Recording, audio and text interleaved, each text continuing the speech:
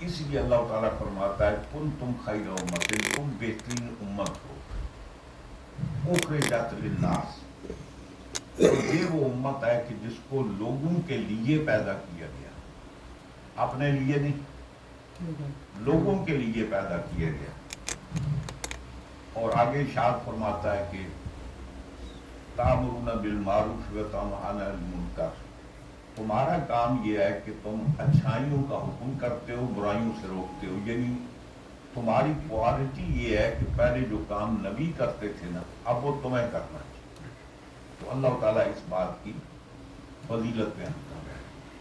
یا ایک اور بات عرض کرتے جائیں، اللہ تعالیٰ فرماتا ہے کنتم خیر امت اخرجت للناس، تم بہترین امت ہو، تمہیں لوگوں کے لیے پیدا کیا گیا، ناس کے لیے پیدا کیا گیا۔ اب ناس صرف حضور کی امت کا نام تو نہیں،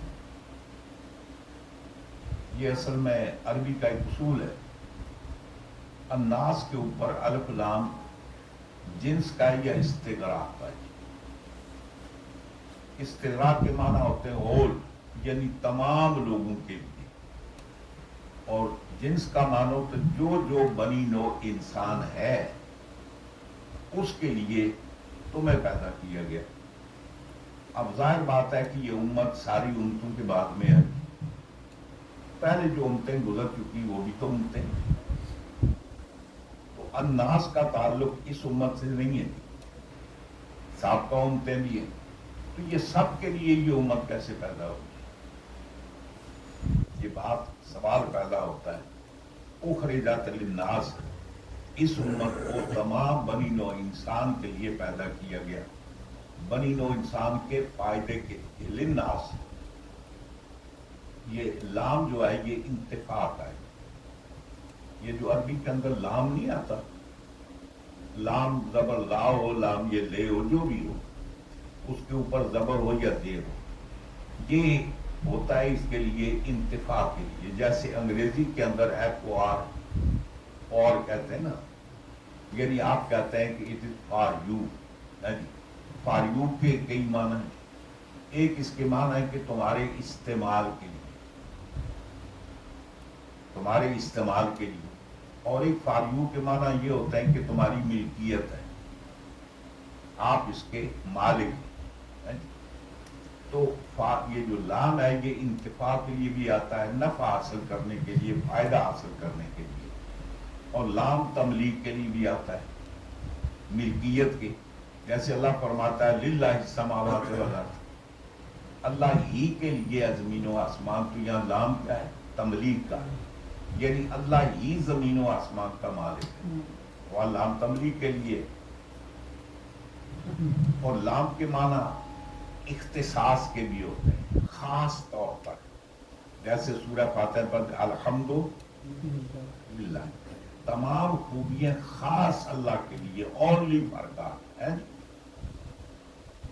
اور لام استحقاق کے لیے بھی ہوتا ہے، یعنی اس چیز کا صرف فلاں بندہ مستحق ہے اور کوئی اس کا حقدار نہیں ہے، تو یہ الحمدللہ میں لام استحقاق کے لیے بھی ہے، یعنی تمام خوبیوں کا حقدار کون ہے؟ اللہ، تمام خوبیاں خاص کس کے لیے؟ اللہ کے لیے۔ تو لام کے معنی اختصاص کے بھی ہوتے ہیں، لام کے معنی استحقاق کے بھی ہوتے ہیں، لام کے معنی انتفاع کے لیے بھی ہوتے ہیں، لام کے معنی ملکیت کے بھی ہوتے ہیں، اور کبھی لام زائدہ بھی ہوتا ہے، یعنی خوبصورتی کے لیے لایا جاتا ہے لیکن اس کا میننگ نہیں ہوتی۔ اب یہاں اللہ تعالیٰ فرماتا ہے اخرجت للناس، تمہیں لوگوں کے بینیفٹ کے لیے، لوگوں کے فائدے کے لیے، لوگوں کو فائدہ پہنچانے کے لیے تمہیں پیدا کیا گیا۔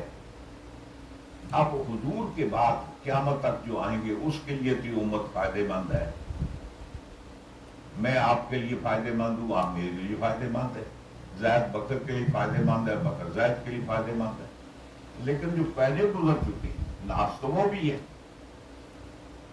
عیسیٰ علیہ السلام کی امت ہے، موسیٰ علیہ السلام کی امت ہے، ابراہیم علیہ السلام، نوح علیہ السلام، آدم علیہ السلام، اس سے پہلے جو لوگ گزرے ناس تو وہ بھی ہیں، تو اب یہ امت ان کے لیے کیسے ہو سکتی ہے؟ سوال ہے نا ذہن میں آیا آپ کو؟ میں بتاتا ہوں. اس کو سمجھانے سے پہلے ایک اور بات آپ کو کر دوں. کلام پاک میں اللہ تعالیٰ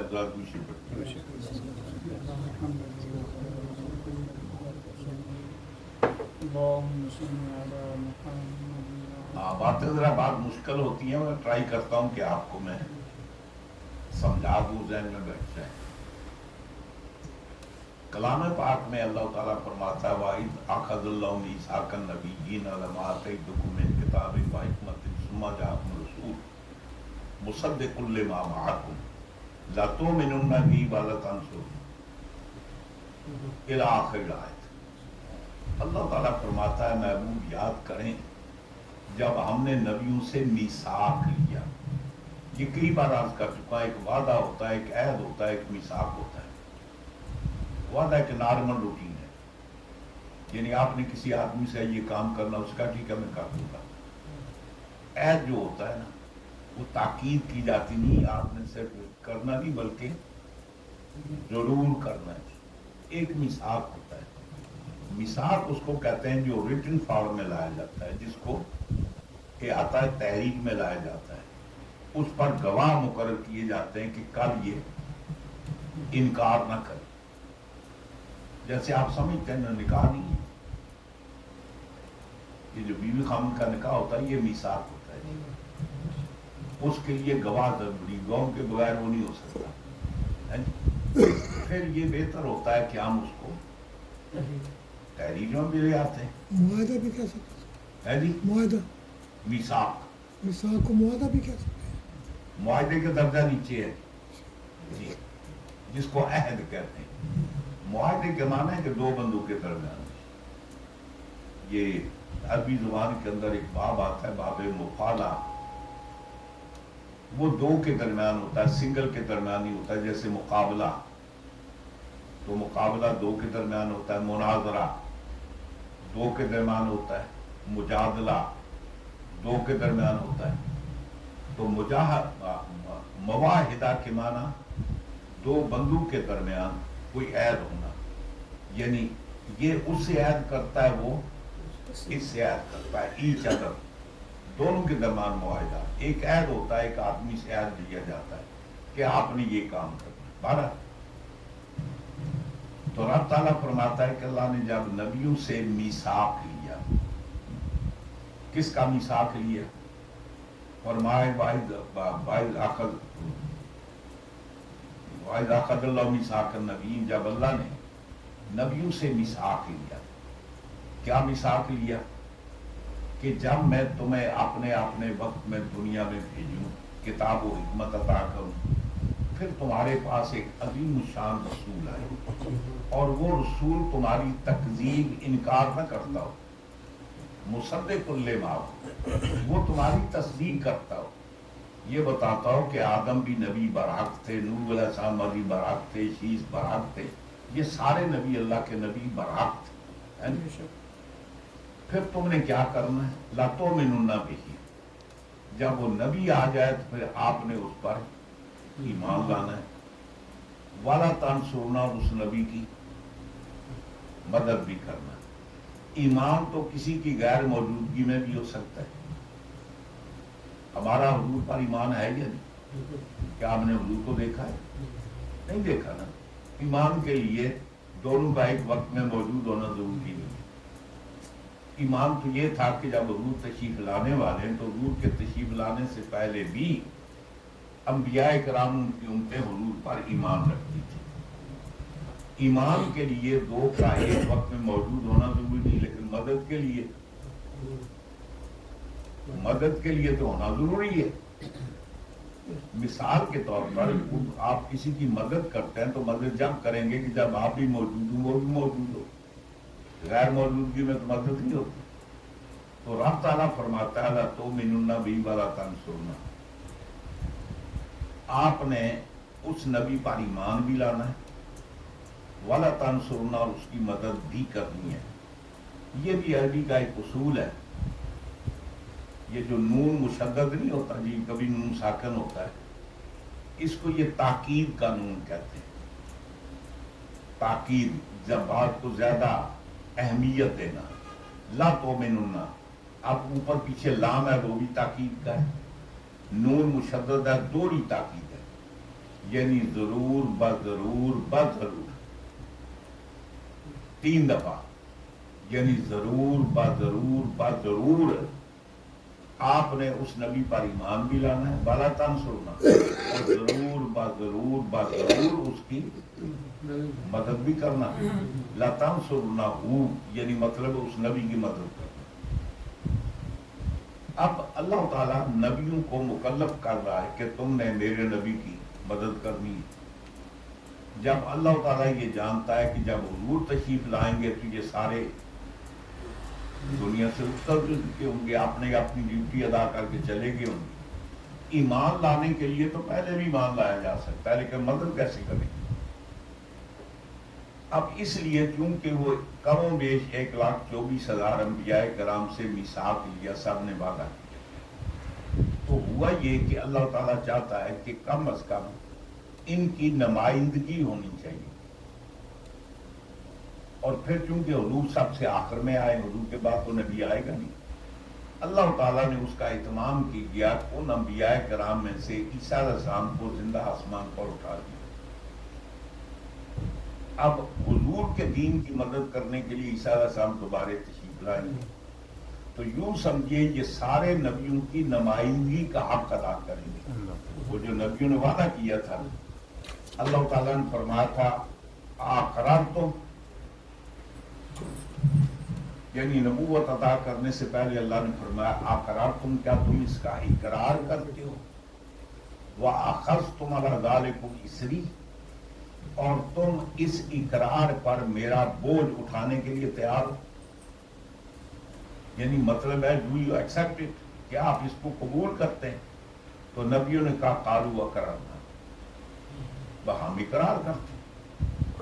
اللہ تعالیٰ نے فرمایا سے اقرار کافی نہیں، فاشہدوا، ایچ ادر گواہ ہو جاؤ، ایک دوسرے پر گواہ ہو جاؤ کہ تم نے میری موجودگی میں یہاں اس کا اقرار کیا ہے.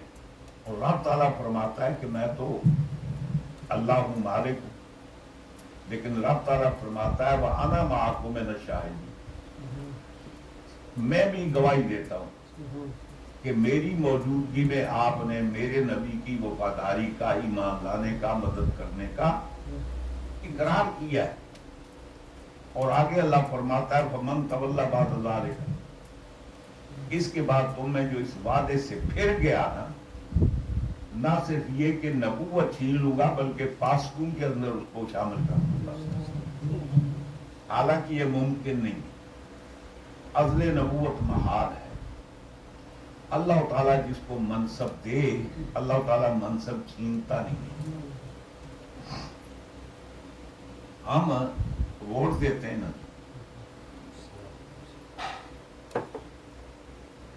ایک آدمی پر اعتماد کرتے ہوئے، بڑا نیک ہے، بڑا متقی ہے، پرہیزگار ہے، آنیسٹ ہے، دیانتدار ہے، ہم اس کو ووٹ دے کے اپنا نمائندہ بنا کر پارلیمنٹ میں بھیجتے ہیں. بات میں یہ ہوتا ہے کہ وہ ہماری امیدوں پر پورا نہیں اترتا. اگلے سال نیکسٹ ٹائم جب الیکشن کھڑا ہوتا تھا ہم اس کو ووٹ نہیں دیتے، بس تم نے پہلے ہمارے ساتھ غداری کی. تو جب دوسری دفعہ ہم نہیں دے رہے تو پہلی دفعہ کیوں دیا تھا؟ اس لیے کہ ہمیں علم نہیں تھا کہ یہ، ہم تو ظاہر کو جانتے ہیں، ہمیں یہ علم نہیں تھا کہ کل یہ کیا کرے گا. تو ہماری سلیکشن غلط ہو سکتی ہے، اللہ تعالیٰ کی سلیکشن غلط نہیں ہو سکتی. اللہ تعالیٰ فرماتا ہے اللہ یصطفی من الملائکۃ رسلا ومن الناس، اللہ تعالیٰ منتخب کرتا ہے، سلیکٹ کرتا ہے، انتخاب کرتا ہے رسولوں کا. تو اگر وہ رسول آگے چل کر اپنی ڈیوٹی ادا نہ کرے تو اللہ کی سلیکشن غلط ہوئی. تو اللہ کی سلیکشن تو غلط ہو نہیں سکتی. جب اللہ کی سلیکشن غلط نہیں ہو سکتی تو نبی نبوت سے پھر نہیں سکتا. عزل نبوت محال ہے. کسی نبی کا نبی بنا کر نبوت چھین لینا یہ ناممکن ہے، محال بذات ہے. اس لیے کہ اس کا الزام کس پر آتا ہے؟ اللہ کی ذات پر، کہ اللہ کی سلیکشن ایسے تو نہیں ہے۔ پھر اللہ تعالیٰ کیوں فرماتا ہے فَمَن تَوَلَّىٰ بَعْدَ ذَٰلِكَ مِنكُمْ، تم میں اگر کوئی اس وعدے سے پھر گیا تو یہ ہمیں سمجھانے کے لیے اللہ کہہ رہا ہے، ورنہ نبیوں سے پھرنا ممکن نہیں ہے، ہمیں اللہ سمجھا رہا ہے، سمجھ گئے؟ اب اس جماعت میں سے ایک بندہ ہونا چاہیے جو بالفعل واقعتاً سرکار کے دین کی مدد کرے۔ اللہ تعالیٰ نے اس جماعت میں سے عیسیٰ علیہ السلام کو اٹھا لیا۔ اب آخر زمانے میں اللہ تعالیٰ دوبارہ عیسیٰ علیہ السلام کو بھیجے گا۔ کیوں بھیجے گا؟ دین مصطفی کی مدد کرنے کے لیے۔ اب جب عیسیٰ علیہ السلام تشریف لائیں گے تو قرآن کی تبلیغ کریں گے۔ وہ جو سرکار شریعت لائے نا، اس شریعت پر خود بھی عمل کریں گے، لوگوں کو بھی عمل کروائیں گے، اس شریعت کی طرف لوگوں کو دعوت دیں گے۔ تو یہ ہے سرکار کی مدد کرنا، سمجھ گئے؟ یہ بات ذہن میں رکھیں، اب میں آپ کو بات سمجھانا چاہتا ہوں۔ اب رب تعالیٰ فرماتا ہے کہ اخرجت للناس، تمہیں لوگوں کے بینیفٹ کے لیے، فائدے کے لیے پیدا کیا گیا۔ اب اس امت کا باقی امتوں کو فائدہ تو پہنچ نہیں سکتا۔ اب جو عیسیٰ علیہ السلام کی امت گزر گئی، اس کو ہم کیا فائدہ پہنچا سکتے ہیں؟ یا موسیٰ علیہ السلام کی جو امت گزر گئی، اس کو ہم کیا فائدہ پہنچا سکتے ہیں؟ یا پہلے نبیوں کی امتیں گزر گئی، ان کو بینیفٹ ہم پہنچا سکتے ہیں؟ نہیں پہنچا سکتے۔ پھر خدا کیوں کہتا ہے اخرجت للناس؟ اب یہ قرآن ہے، یہ عام کسی کی بات تو ہے نہیں۔ سبقت لسانی ہوگی، جناب زبان پھسل گئی، یہ بات کہہ دی، یہ بات تو عام لوگوں کے تو کہی جا سکتی ہے، اللہ کے کلام میں تو یہ بات نہیں ہو سکتی۔ اس کا جواب حضرت قاضی ثناء اللہ پانی پتی رحمت اللہ علیہ، آپ کی قرآن کی تفسیر ہے تفسیر مظہری، اس کے اندر اسی آیت کی تفسیر میں اخرجت للناس کے تحت وہ لکھتے ہیں، اور قاضی ثناء اللہ پانی پتی سے پہلے اس بات کو مجدد صاحب نے اپنے مکتوبات کے اندر لکھا ہے، اور پھر قاضی ثناء اللہ پانی پتی کے پیر بھائی مرزا مظہر جانا کے خلیفہ شاہ غلام علی صاحب، ان کے مکتوبات ہیں، انہوں نے بھی یہ بات لکھی ہے۔ میں یہ بتا رہا ہوں کہ صرف قاضی صاحب نہیں، مجدد صاحب نے مکتوبات میں تحریر کی ہے، شاہ غلام علی صاحب نے اپنے مکتوبات میں تحریر کی ہے۔ یہاں ایک بات اور بھی سمجھ لیں، ایک ہوتے ہیں ملفوظات، ایک ہوتے ہیں مکتوبات۔ ملفوظات یہ ہے، میں تقریر کر رہا ہوں، آپ سن لیں، آپ باہر جا کر بیان کریں میرے بارے میں کہ شاہ صاحب نے یہ بات بیان کی،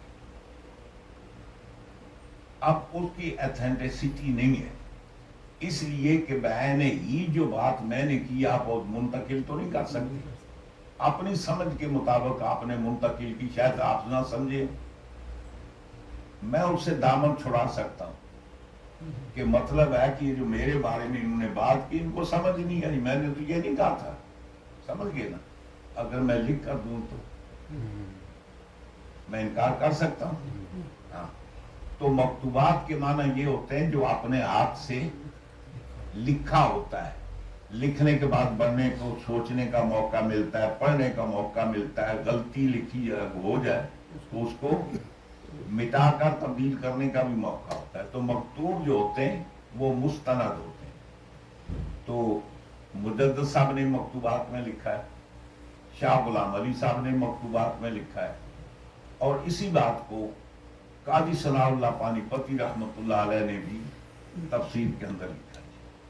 وہ فرماتے ہیں کہ حضور کی امت کا ایک فرد ایسا ہونا چاہیے، ساری امت نہیں، جیسے نبیوں، سارے نبیوں میں ایک ایسا ہونا چاہیے جو سب کی نمائندگی کرے اور حضور کے دین کی مدد کرے۔ اسی طریقے سے حضور کی امت میں ایک فرد کم از کم ایسا ہونا چاہیے جس کا فیضان پہلی امتوں کو بھی پہنچا ہو۔ تو قاضی ثناء اللہ پانی پتے فرماتے ہیں وہ حضور مولا کائنات کی ذات ہے۔ آپ اس دنیا میں پیدا ہونے سے پہلے بھی تمام انبیاء کرام کی امتوں میں ولایت تقسیم کرتے تھے. یعنی اس پیدا ہونے سے پہلے بھی آپ امتی آدم علیہ السلام کا تھا، ولایت علی کے دروازے سے مل رہی تھی. امتی خلیل اللہ کا تھا، ولایت علی دے رہے تھے. امتی موسیٰ علیہ السلام کا تھا، ولی علی بنا رہے تھے. امتی عیسیٰ علیہ السلام کا تھا، ولایت علی کے در سے مل رہی تھی. پھر مجدد صاحب فرماتے ہیں کہ جب آپ دنیا میں پیدا ہوئے، نشأت وجودیہ میں آئے، تو پھر بھی اسی موقع اسی منصب کے اوپر فائز تھے. پیدا ہونے سے پہلے بھی ولی بناتے تھے. اس وقت آپ کی روح تھی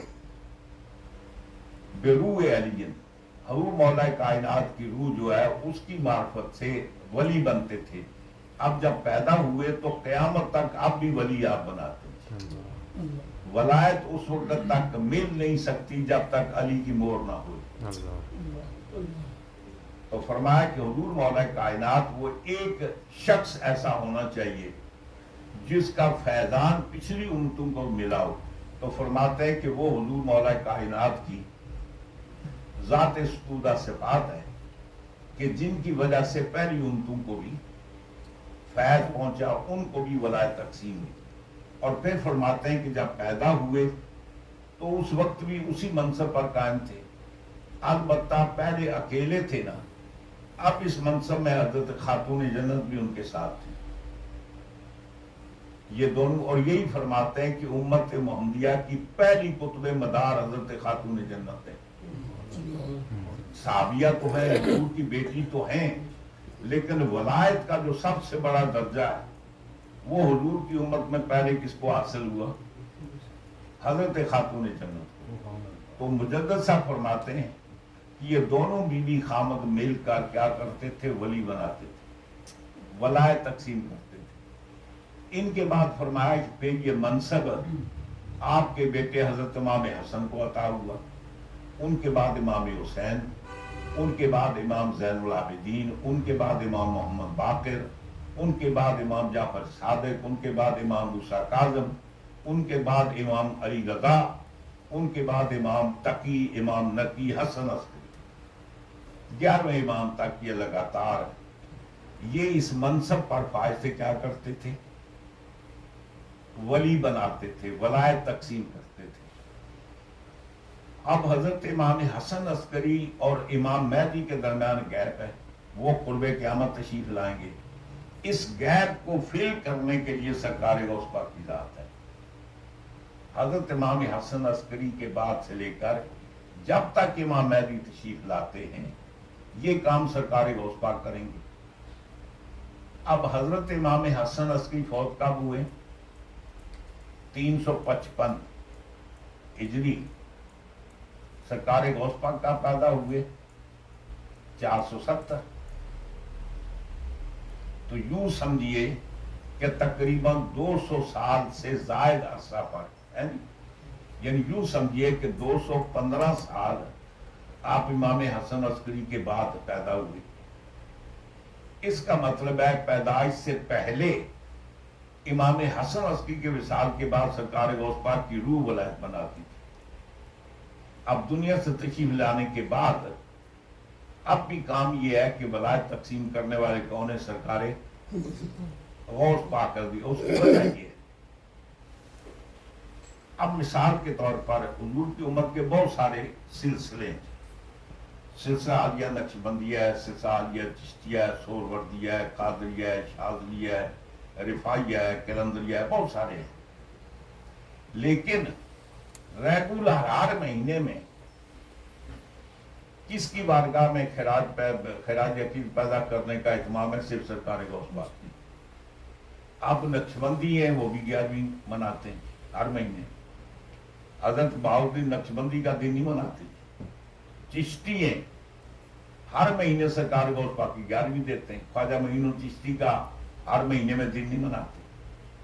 تو یوں سمجھیے کہ چشتی ہو، قادری، کسے باشد، وہ سارے کے سارے 11ویں کس کی دیتے ہیں؟ ہاں، یا ایک اور بات آپ کو بتاؤں، لیز سمجھتے ہیں؟ لیز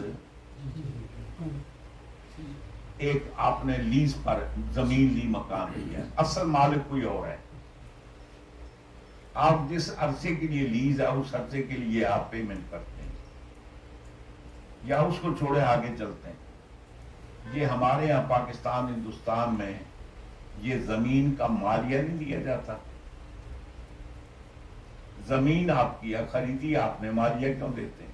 اس کا مطلب ہے کہ لینڈ کا مالک پرائیویٹ بندہ نہیں ہو سکتا، لینڈ کی مالک اسٹیٹ ہوتی ہے، لہذا وہ اپنی زمینوں کا، اب یہ اسٹیٹ کی مرضی کی ایک لمٹ تک آپ کو مالیہ معاف کرتے ہیں، لیکن اصل مالک کون ہوتا ہے؟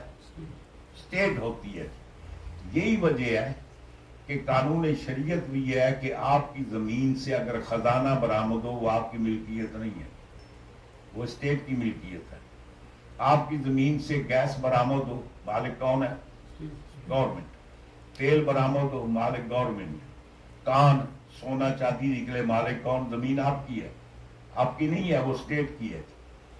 تو یوں سمجھیے کہ یہ 11ویں کیا ہے؟ یہ لیز ہم ہر مہینے پے کرتے ہیں، یہ مالیہ پے کرتے ہیں کہ اصل ولایت جو ہے وہ سرکار غوث پاک اس کے مالک ہیں، انہی کی برکت سے ملتی ہے۔ تو ہم ان کی بارگاہ میں یہ 11ویں پیش کر اپنی وفاداری کا اعلان کرتے ہیں کہ ہم آپ کے باغی نہیں ہیں، ہم ریگولر آپ کو پے کرتے ہیں، جی ریگولر آپ کی بارگاہ میں حاضر ہوتے ہیں، سمجھ گئے؟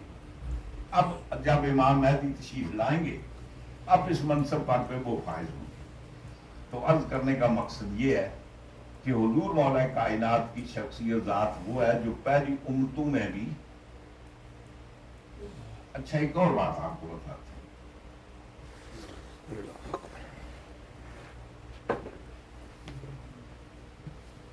ہماری بدقسمتی ایک اور بھی ہے،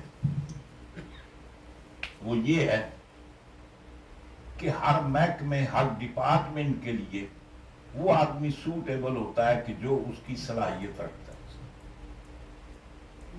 ہسپتال کے اندر بحیثیت ڈاکٹر کے جو مریضوں کی لک آفٹر کرے، ان کے ڈپارٹمنٹ کو سرجن، کوئی مطلب ہے کہ آرتھوپیڈک سرجن ہوتا ہے، کوئی فزیشن ہوتا ہے، یہ جو بھی ہے، کیا کوئی آدمی اپنے طور پہ جا کر اسپتال میں ڈاکٹر ہو سکتا ہے؟ اس کی سند دیکھی جاتی ہے کہ اس نے یہ تعلیم حاصل کی یا نہیں، پھر یہ بھی دیکھا جاتا ہے کہ یہاں آنے سے پہلے جو ہوتا ہے نا ڈاکٹری کے دوران 1 سال ہے، ان کو پریکٹس کرنی پڑتی ہے مختلف اسپتالوں میں، وکیل بننے سے پہلے وہ دوسرے وکیل کے ساتھ کچھ عرصہ گزارتا ہے، تو جب وہ پوری ریکوائرمنٹ پوری ہوتی ہے تو پھر اس کو اس منصب پر بٹھاتے ہیں۔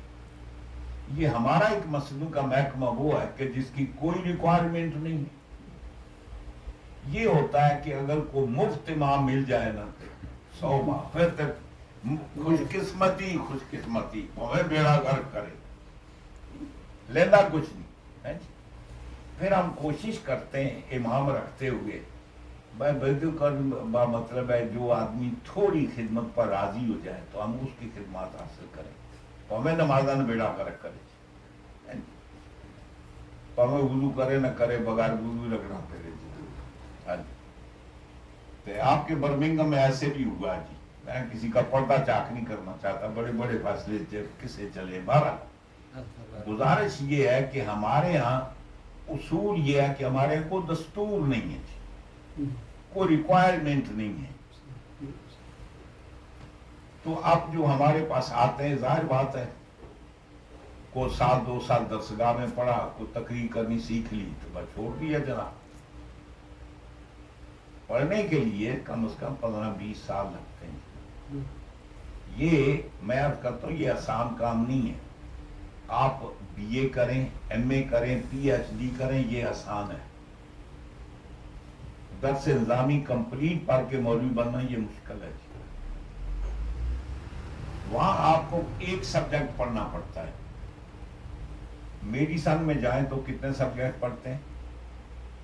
ایک۔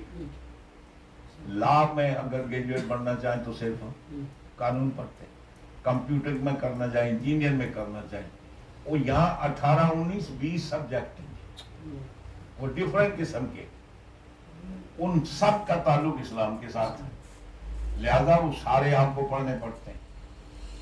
یہ کام بہت مشکل ہے، یہ ان سے پوچھیں نا جو اس راہ میں گزرے ہیں جناب۔ تو ہمارے یہ ہے کہ وہ صلاحیت، وہ قابلیت نہیں ہے۔ جب قابلیت نہیں ہے تو پھر اس کی وجہ یہ ہوتی ہے کہ ہمارے دین کا بیڑا بھی غرق ہوتا ہے، وہ بات سمجھ نہیں سکتے، ان کے ذہن و فہم سے ماورا چیز ہوتی ہے۔ ہمارے اکثر بیشتر یہ لوگ کہتے ہیں کہ اسلام پہلے کون لایا، یعنی حضور نے جب اعلان نبوت کیا تو پہلے اسلام کون لایا؟ پھر بھی ایک مولوی کا چکر ہے، مردوں میں سب سے پہلے حضرت ابوبکر صدیق ایمان لائے، عورتوں میں سب سے پہلے حضرت خدیجہ کبریٰ ایمان لائی، بچوں میں سب سے پہلے حضرت علی لائے، غلاموں سب سے پہلے حضرت زید لائے۔ یہ ہم نے ایک ترتیب بنائی ہے، مردوں میں سب سے پہلے حضرت ابوبکر صدیق، عورتوں میں سب سے پہلے خدیجہ کبریٰ، بچوں میں سب سے پہلے علی، غلاموں میں سب سے پہلے حضرت زید۔ یہ ہوگا نا 5 افراد نا۔ اب سوال یہ ہے کہ ان میں سب سے پہلے کون ایمان لائے؟ یہاں موت پڑتی ہے۔ بھائی یہ بتاؤ نا کہ یہ یوں تشریح کرنے کی ضرورت کیا ہے کہ مردوں میں پہلے تو فلاں کے پہلے، یہ تشریح کرنے کی ضرورت کیا ہے؟ سیدھی بات بتاؤ کہ پہلے کون ایمان لایا، سیکنڈ کون ایمان لایا، تھرڈ کون لایا، فورتھ کون لایا؟ وہ ہم نے ایک مائنڈ بنایا ہوا اس کے تحت۔ سیدھی سی بات ہے کہ سب سے پہلے ایمان لانے والی میری اور آپ کی ماں خدیجہ کبریٰ ہے، اس کے بعد حضور کے نبوت کی تصدیق کرنے والے مولا کائنات ہیں، اس کے بعد حضرت زید بن حارثہ، وہ غلام نہیں تھے جناب، یہ خام خواہ آزاد کو غلام بنا کر رکھ دیا، وہ پہلے غلام تھے، حضور نے ان کو اپنا بیٹا آزاد کر کے اپنا بیٹا بنایا، پھر اللہ تعالیٰ نے منع کر دیا، جو آپ کا بیٹا نہیں ہے آپ اس کو بیٹا نہیں کہہ سکتے جی۔ وہ آزاد تھے، مرد تھے، بالغ تھے، غلام کب تھے جی؟ پھر حضرت ام ایمن ہے وہ ایمان لائی ہیں، پھر حضرت ورقہ بن نوفل ہے وہ ایمان لائے، یہ 5 افراد گھر کے ہیں، یہ ایمان لائے۔ اس گھر کی چاردیواری کے باہر صحابہ میں سب سے پہلے ایمان لانے والے حضرت ابوبکر صدیق ہیں۔ اب سوال یہ ہے کہ حضرت علی ایمان لائے، ٹھیک ہے، جو ایمان لاتا ہے وہ پہلے کون ہوتا ہے؟ نہ دیکھیں نا، ایمان جو لاتا ہے، اب کہتے ہیں فلاں ایمان لے آیا، تو اس کا مطلب پہلے کیا تھا؟ وہ ایماندار نہیں تھا نا، تو جو آدم علیہ السلام سے لے کر عیسیٰ علیہ السلام بلائے تقسیم کرتا رہا ہے، وہ کافر تھا کرتا رہا ہے یا مومن تھا تو کرتا رہا ہے؟ نہیں، وہ جو ولی بنا رہے تھے وہ کون بنا رہا تھا؟ وہ مومن تو پہلے ہی تھے، البتہ یہ ہے کہ سرکار نے ابھی نبوت کا اعلان نہیں کیا تھا۔ جب حضور نے اعلان نبوت کیا تو انہوں نے حضور کے اعلان کی اس کی بھی تصدیق کر دی۔ بایمان ہم ایمان لانے کو کہتے ہیں، ورنہ وہ پہلے ہی مومن تھے۔